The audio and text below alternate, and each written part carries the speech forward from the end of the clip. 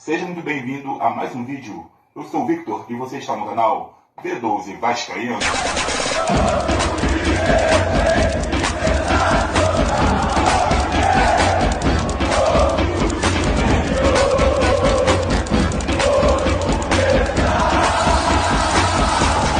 Bom dia, boa tarde, boa noite, dependendo do horário que você estiver vendo este vídeo. Nós vamos fazer uma pequena análise do jogo de ontem, entre Vasco e São Paulo. Eu peço desculpas, pois não deu para vir e fazer o pós-jogo, mediante ao trabalho. Mas deu para acompanhar ontem o primeiro tempo, até os 30 do segundo, pois tive que estar ali trabalhando. Gostaria de já deixar um salve aqui, para a galera da Vaz Resenha. Chegou a camisa do V12. V12. A camisa é top, linda de bonita. Para você que ama o Vascão da Gama, para você que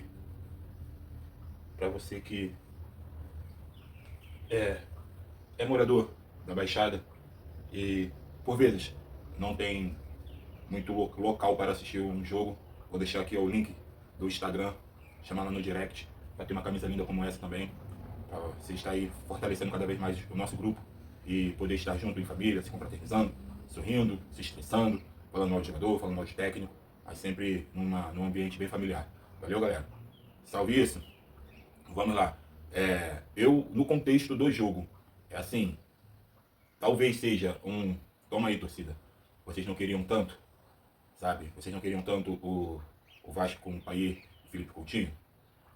Assim, infelizmente, eu trouxe outro dia a fala do Thiago Live, citando, independentemente de quem esteja na zaga, uma hora um vai errar, Léo ou o Maicon. Ontem me erra o primeiro gol, o Payet, a origem da jogada, ele com o famoso passe para trás, bota a bola na fogueira para o Moura, não abafa, ele toca errado, São Paulo recupera a bola, Luciano chuta e o Léo, nosso paredão, falhou feio.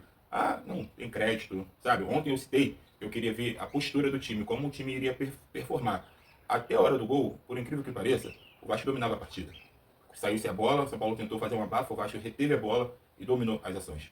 Infelizmente, mais uma vez, por falhas individuais, o Vasco se encontra na partida numa situação adversa. E isso dificulta muito todo o planejamento, porque era um jogo fora de casa, queira ou não, é um jogo que você, no seu subconsciente, eu não posso me machucar, eu não posso me lesionar, tem que sair tudo perfeito. Isso está na cabeça do jogador também. Então, assim, passado esse gol do São Paulo encontrou espaços esses que faz com que a formação do Vasco não ajude. Assim, vamos criticar aqui a falha individual do Léo Jardim. Todo o grupo, para mim, tem uma pequena margem, porque o Vasco mudou o cenário. Mas vamos lá. Quando o Léo Jardim, que é um dos seus pilares, erra da forma que errou, tomou um gol desse debaixo da perna, um jogador com pretensões de seleção brasileira, não pode tomar um gol desse, não pode. Se quando a bola vai num canto, a gente identifica que um goleiro do tamanho dele não pode falhar, não pode deixar algumas bolas dessas passarem, como foi o gol do Flaco Lopes, do São Paulo, contra o Palmeiras, o jogo que o Ryan perdeu aquela bola. Agora, aí me falha o Maicon, me falha o João Vitor, aí já tinha me falhado o Léo, goleiro. O Payet, ele precisa mudar esse contexto de pegar a bola e tocar sempre de primeira para trás. É jogador de futebol, filho. Você tem que pegar a bola, dominar, girando o corpo. Tu não acompanha o treinamento, não vê da pena do Felipe Coutinho. Erro, não consigo entender. Emerson Rodrigues. Poxa, se tu vai colocar, Paiva, se tu vai colocar o Vasco com esses jogadores, você precisa potencializar a ultrapassagem dos laterais. Você precisa potencializar o Felipe Coutinho e o Payet. Porque, assim, será que só eu enxergo esse estilo de jogo? O Vasco estava com 2 volantes. Esses 2 volantes, o Vasco melhorava o jogo quando esses dois volantes, um deles ou os dois, ultrapassava a linha do meio campo para que o Coutinho fizesse triangulações. Meu Deus, será que não é nítido que o Emerson Rodrigues estava nulo no jogo?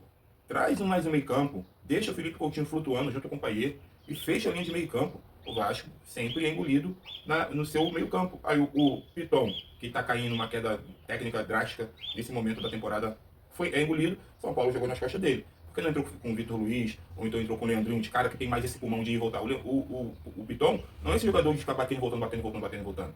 Do outro lado, o PH vinha fazendo uma boa partida e ele me tira o PH e coloca o Puma Rodrigues. Por que não colocou o Puma no lugar do Anderson Rivaldo? Errou tudo ontem, tudo. Assim, então, e o Vasco melhorou também, para não deixar passar aqui, é importante, quando o Vasco mudou a posição do João Vitor, trouxe o João Vitor para a direita e botou o Maicon para a esquerda, o Vasco teve uma ultrapassagem. Eu costumo dizer, assim, a gente que assim, entende um pouquinho de futebol, a gente sabe que o 10 precisa pegar a bola entre os volantes. O 10 não pode ficar pegando a bola aqui na cabeça de área. Quando se tem essa transição de jogada, ou o zagueiro, ou o Matheus Cocão, ou o Hugo Moura, consegue passar da linha de meio campo, o problema é o contra-ataque. Eles passam no meio campo, eu acho que consegue ter um estilo de jogo. Mas porque você coloca um jogador preso lá na sua direita, podendo trazer, mais uma vez batendo na tecla, o suíço. Um jogador de um alto investimento, um contrato longo. Era um jogo para fazer teste ontem, não vamos aqui se estressar. Pega, fecha a trinca de meio campo com o Hugo Moura, Matheus Cocão marcando o suíço para começo de construção de jogada. Entrega para o Payet, entrega para o Felipe Coutinho e o ataque fica se movimentando. Payet, Felipe Coutinho e fecha esse meio campo. Aí fica o Emerson Rivaldo, foi engolido pelo Sabino, engolido. Então assim, Paiva, infelizmente você está perdendo a mão do time, querendo mostrar para a torcida o que não vai dar certo. Mas talvez não dê certo pela forma e o contexto do jogo, é o contexto do que você entende de futebol para dentro desse elenco. Não tem condições do Vasco jogar com 2 volantes. Não tem condições. Seja ele quando vai entrar com 3 atacantes e um meio campo central, o Vasco precisa fechar esse meio campo, precisa preencher esse meio campo. É de onde nasce toda a jogada.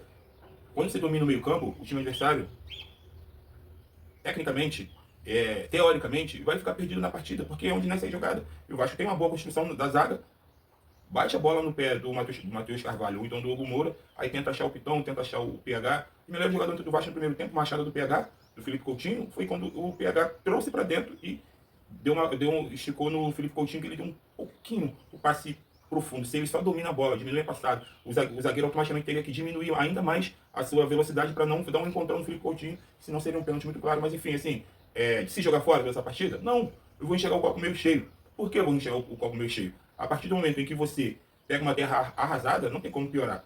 Eu venho citando aqui que o Vasco tem um elenco muito aquém, muito.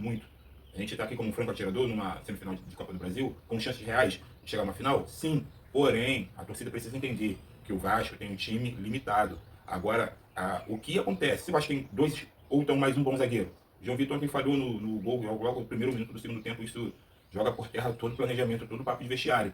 Mas assim, se você contrata um zagueiro numa janela, um zagueiro apenas, não era pedido não, era um zagueiro de nível Vasco da Gama. Só isso nós precisávamos, de um zagueiro. E a diretoria teve a capacidade de não conseguir trazer um zagueiro. Ficou preso no Maurício Lemos, que se é contratado não consegue jogar nem a Copa do Brasil, e o Vasco teria que ir com o Léo ou o Maicon na zaga.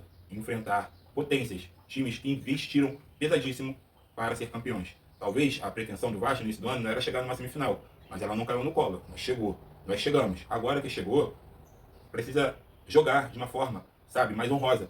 Então aqui, saindo um pouco agora desse pré-jogo, mais uma vez vai diretamente para a diretoria. Marcelo Santana, Pedrinho. Olha o que vocês fizeram. Sabe, que isso sirva de lição. Não, o Vasco não pode ficar à mercê de jogadores.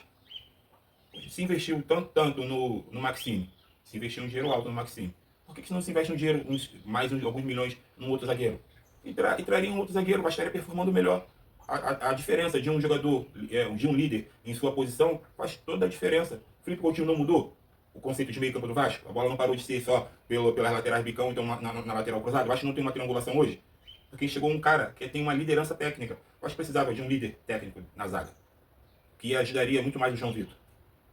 Porque não tem porquê, o futebol se paga. Eu ouvia, por vezes, quando você era comentarista da Rede Esgoto, citando que o futebol se paga, que o jogador grande resolve jogos grandes. O jogador não quis vir.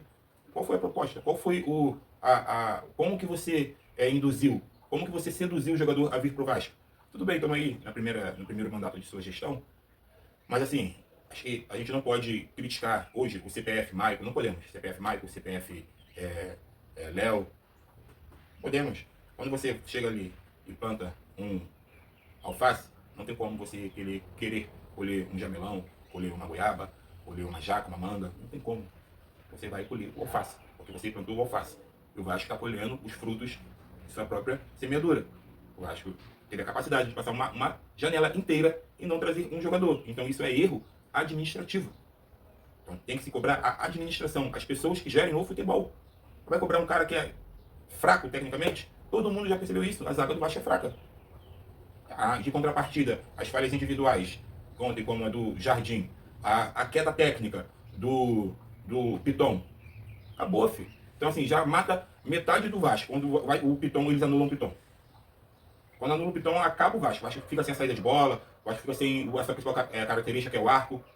Então assim, juntando a baixa técnica do Lucas Piton com a incapacidade da diretoria de não trazer pelo menos um grande zagueiro, igual o filho do saudoso Eurico. Que o Vasco tá fechado com a Hermina.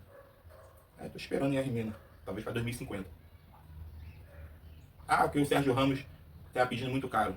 Chega lá na grande potência do time, olha só, sei que você ganha 1,5 milhão por mês, o outro ganha 1,3 milhão, o nosso centroavante ganha quando não renovou o contrato ainda, cerca de 400 mil, vai se renovar, vai dar uma melhorada, mas dentro do contexto do futebol aqui, ó, a gente tem essa possibilidade, só que é um zagueiro internacional, a gente não quer trazer nenhuma discórdia, a gente vai arrumar um patrocínio para pagar metade, a gente vai pagar outra metade, só que ele vai ter um salário, o maior salário do elenco. Porque a informação que teve, que o Vasco não trouxe o Sérgio Ramos, porque não se tem como pagar o maior salário para um defensor. Esse defensor é o que tem tantos títulos, tantos e tantos títulos. Copa do Mundo, Champions League, perdi as contas, espanhol. É um jogador que está acima da média. Ainda que estivesse em baixa na Europa, no Sevilha, ia chegar aqui no Brasil, ia deitar no futebol. Só fazendo um comparativo, não estou lamentando pelo Sérgio Ramos ou um Hermina, não. É só o contexto do conceito de uma diretoria que não traz um zagueiro que fica esperando Maurício Lemos. Maurício quem? Quem mesmo? Quem tu és? Ganhou o quê? Joga em qual seleção? Quantas Copas do Mundo? Marcou Neymar? Marcou Pelé? Marcou Maradona? Marcou Lionel Messi? Marcou Cristiano Ronaldo? Para tu ficar sentado numa cadeira 17 dias, aproximadamente, esperando um zagueiro. As costas de um zagueiro. Para ganhar cerca de... Igual ia trazer o Tolói também, que gostou da proposta. 700 a 800 mil, o Maurício Lemos. Aí tu não quer pagar o dobro para um zagueiro multicampeão. O erro está onde? O erro é da torcida identificar o CPF, que só pode entregar a limitação que ele tem. Então, assim, eu acho que precisa entender, a torcida precisa entender. O time é limitado. Dentro desse conceito, entender sua limitação, abraçar o time, no momento de abraçar o time, sem julgar, se quer cobrar, deixa passar agora a Copa do Brasil, não é o momento para isso. Depois vai em quem é de direito, é o Pedrinho, que é o gestor. É o Pedrinho, que é o dono da caneta. É ele que chega lá, ó, passa a rúbrica ou rubrica.